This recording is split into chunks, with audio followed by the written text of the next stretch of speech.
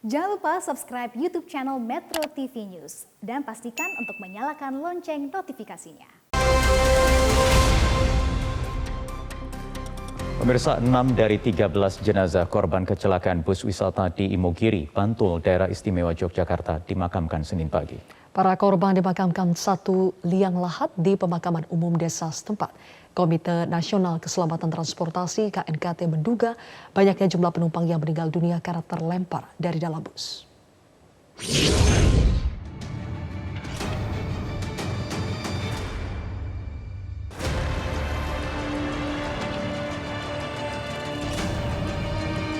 Wagianto, salah satu kerabat dari korban kecelakaan maut bus wisata di Imogiri, Bantul, Yogyakarta, tidak menyangka harus menyaksikan tetangganya dimakamkan dalam satu liang lahat.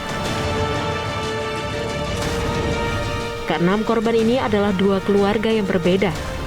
Keluarga pertama terdiri dari 4 jenazah, sedangkan keluarga lainnya terdiri dari 2 jenazah. Keputusan memakamkan korban di satu liang lahat tersebut merupakan hasil kesepakatan keluarga korban. Agus Hidayat sama Pak Mulyadi itu mengadakan wisata sama karyawan. Gitu loh.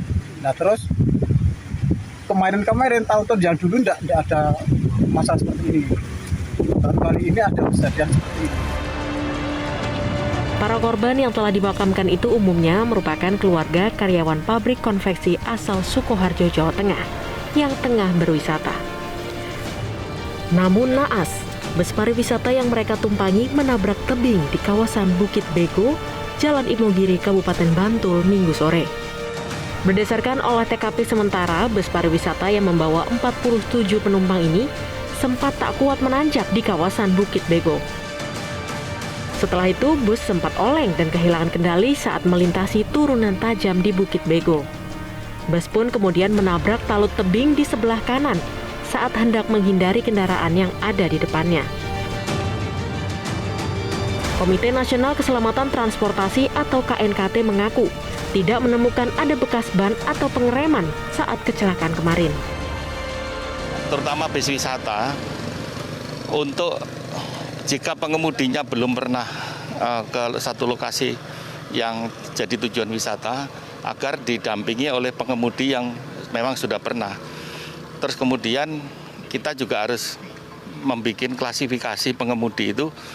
Kalau memang pengemudi itu tidak kompeten untuk di jalur naik turun, ya sebaiknya jangan ditugaskan untuk kondisi-kondisi ekstrim, khususnya yang seperti inilah.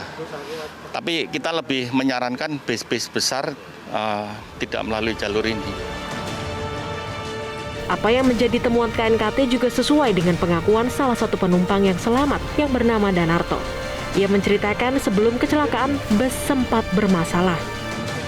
Danarto sendiri saat ini masih menjalani perawatan di Rumah Sakit PKU Muhammadiyah Bantul.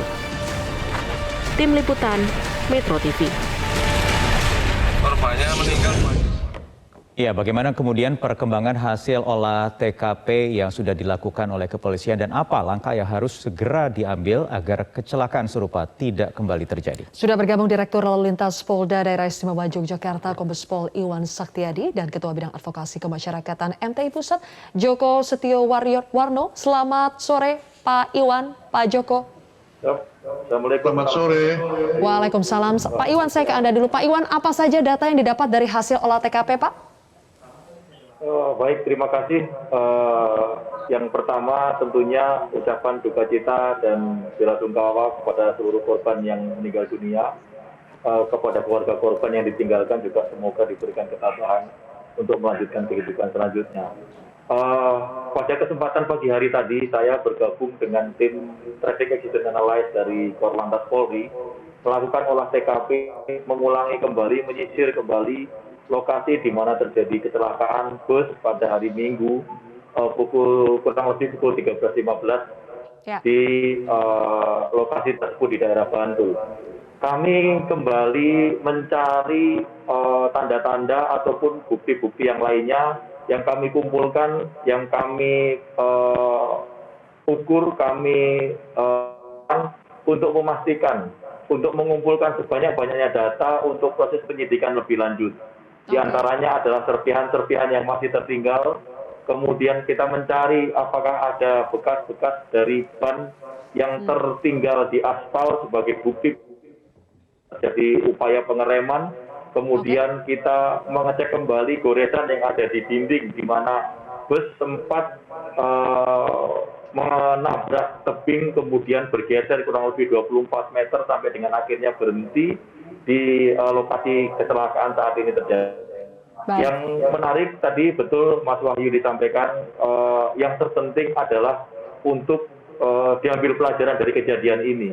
Mungkin bagi yang akan melalui daerah-daerah seperti lokasi yang terjadi kecelakaan ini, betul-betul harus memiliki kesadaran bahwa rute yang akan dilintasi merupakan rute-rute dengan kondisi alam yang cukup berat untuk dilalui. Dengan kemiringan jalan, kemudian tanjakan yang cukup curam, turunan juga demikian berliku-liku, meskipun kondisi jalan dalam keadaan bagus, serta dilengkapi dengan rambu-rambu yang cukup informatif untuk para pengguna jalan. Namun demikian sekali lagi, faktor manusia, faktor kendaraan, lingkungan, dan faktor-faktor penunjang lainnya harus diperhitungkan dengan cermat manakala akan melintasi tempat-tempat seperti ini. Ya, baik. Kalau bicara soal pembelajaran, artinya apa kemudian upaya yang bisa dilakukan? Saya ingin ke Pak Joko, ini kan berulang kali terus terjadi. Sementara hingga kini rasanya belum ada aturan, protokol, atau apapun itu instrumennya yang mengatur soal pengawasan terhadap bus-bus, terutama bus-bus pariwisata. Ya, makasih. Jadi memang bis pariwisata ini kan berbeda sama bis yang reguler ya. Kalau bis reguler itu bisa dilakukan rem cek di terminal. Ya, sementara pariwisata ini memang tidak lewat terminal. Makanya setelah 2 tahun masa pandemi ini kan kegiatan pariwisata dapat dikatakan berhenti. Ya, kita masih ingat setahun yang lalu juga terjadi kecelakaan bis pariwisata di daerah Sumedang. Ya, itu karena akan mulai kegiatan pariwisata. Nah, ini mohon dikembalikan lagi lah, artinya dicoba rem cek lagi di daerah wisata. Ya, meskipun sebenarnya rem cek di wisata itu seandainya ditemukan bisa tidak layak, ini juga tidak mudah kalau menggantikannya. Tapi setidaknya ada upaya untuk itu. Nah, tidak selain itu juga langkah dini yang bisa diambil ya Pak Pak Joko, rem cek diperbanyak begitu ya di tempat-tempat wisata. Betul. Dan sebenarnya selain itu juga ini masyarakat juga harus diedukasi bagaimana memilih bis-bis wisata yang beroperasi. Data yang kami dapat itu bis ini memang uji kir masih dilakukan ya. Jadi masih sampai dengan Mei 22. Namun nampaknya izin operasinya yang belum diurus ini. Ya. Nah, ini izin operasi kan Kementerian Perhubungan. Baik. Nah, ini harusnya seiram, Pak. Oke, Pak Iwan, sebetulnya kalau dari data yang diperoleh dari hasil olah TKP, dugaan sementara penyebab kecelakaannya itu mengarah ke apa, Pak? Apakah memang betul ada dugaan remblong atau masalah pada bus pariwisata atau ini adalah human error? Baik, terima kasih Mbak. Tadi pagi kami terus lanjutkan dengan mengumpulkan berupa melaksanakan fokus verification dengan berbagai entitas yang ataupun stakeholder terkait dengan ini. Salah satunya adalah dari ATPM, merek kendaraan seperti yang terlibat kecelakaan. Kami mendengar keterangan awal mengenai spesifikasi teknis kendaraan tersebut. Artinya untuk mengambil keputusan apakah itu human error ataupun karena mekanika kendaraan masih terlalu dini. Artinya kami akan melakukan penelitian secara detail terhadap fungsi pengereman, fungsi mekanika kemudi, fungsi mesin itu sendiri, dan kondisi busnya sehingga nanti akan kita simpulkan apakah faktor dari kendaraan ini turut menjadi penyebab utama sehingga seperti dikatakan info beredar remblong ataukah hanya faktor manusia yang tidak bisa mengendalikan atau tidak mengambil keputusan yang tepat manakala menghadapi situasi seperti disampaikan Pak Joko tadi. Sudah diperiksa belum Pak Iwan? Iya, Pak Iwan sudah diperiksa belum pihak PO busnya, PO Gandos Abaidi ini? Mengingatkan sopir bus ini juga meninggal dunia. Saat ini kami masih berkonsentrasi kepada lokasi di TKP, Mas. Kita fokus kepada TKP karena hari ini kami bergabung dengan Korlantas Polri. Setelah ini kami tentunya akan mengembangkan ke yang lainnya, termasuk meminta keterangan dari perusahaan otobus tersebut untuk melihat apakah record dari servis kendaraan tersebut, kelaikan jalan, kemudian pemeliharaannya dan lain sebagainya, itu sudah memenuhi persyaratan sehingga sesuai dengan standar operasional prosedur bus itu bisa dioperasikan menjadi angkutan wisata. Demikian Mas Bayu.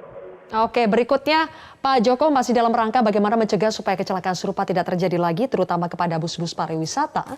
Tadi selain kita mengecek kelayakan pada bus, kemudian fungsi-fungsi pada bus, apakah sopir atau pengemudi bus pariwisata juga memang harus memiliki sertifikasi atau skill tertentu yang harus selalu dievaluasi, Pak? Nah, ini memang bagian tugas Kementerian Perhubungan juga bagaimana untuk memberikan bimbingan teknis ya bagi semua pengemudi angkutan umum, ya, terutama bis sama truk ini. Ya, ini yang masih kurang nampaknya. Apalagi di masa pandemi ini kan cukup lama para pengemudi itu tidak melakukan aktivitas, ya. Tapi yang penting begini, waktu jam operasinya harus dipertimbangkan juga. Saya perhatikan itu, ini kan satu hari ada 3 lokasi. Bayangin paling tidak sopir itu jam 4 sudah bangun dia. Nah, padahal kalau dalam undang-undang itu maksimal itu 8 jam dalam satu hari. Artinya kok 3 tempat ini juga kemungkinan kelelahan pengemudi juga menjadi pertimbangan. Artinya kalau memang lokasinya cukup banyak sampai dengan malam ya jangan satu pengemudi. Ini menjadi pertimbangan. Selain itu juga bagaimana menyediakan tempat istirahat. Sebenarnya sudah lama dikumandangkan setiap daerah wisata itu menyediakan tempat istirahat bagi pengemudi. Ini nampaknya belum diberikan oleh tempat-tempat wisata. Nah, ini tugas dari Kementerian Pariwisata. Baik, Pak Joko, sejauh ini dari sejumlah peristiwa yang terjadi, pemicunya apakah faktor yang tadi Anda sebutkan, ada faktor pengemudi yang tidak istirahat sepanjang hari, padahal kalau di negara-negara maju 3-4 jam harus bergantian dengan sopir yang lain misalnya? Ya, aturannya kan maksimal 4 jam harus berganti. Ya, kalau sopirnya satu, apalagi 3 lokasi, saya juga mikir ini istirahatnya kapan gitu kan. Belum lagi tempat istirahatnya juga, saya nggak melihat tempat istirahat yang bagus di tempat lokasi wisata. Setahu saya baru mana Taman Impian Jaya Ancol itu menyediakan tempat istirahat buat pengemudi yang cukup nyaman lah. Yang lainnya rata-rata pengemudinya istirahatnya ya di ruang bagasi bus gitu kan. Ini sebenarnya harus menjadi perhatian juga. KNKT sudah meminta itu sebenarnya sudah cukup lama. Baik, kalau begitu. Meminta tempat wisata menyediakan. Iya, terima kasih Pak Joko dan juga Pak Iwan. Kita tunggu nanti bagaimana hasil investigasi penyebab kecelakaan ini dan mudah-mudahan dapat menjadi evaluasi yang menyeluruh untuk selanjutnya.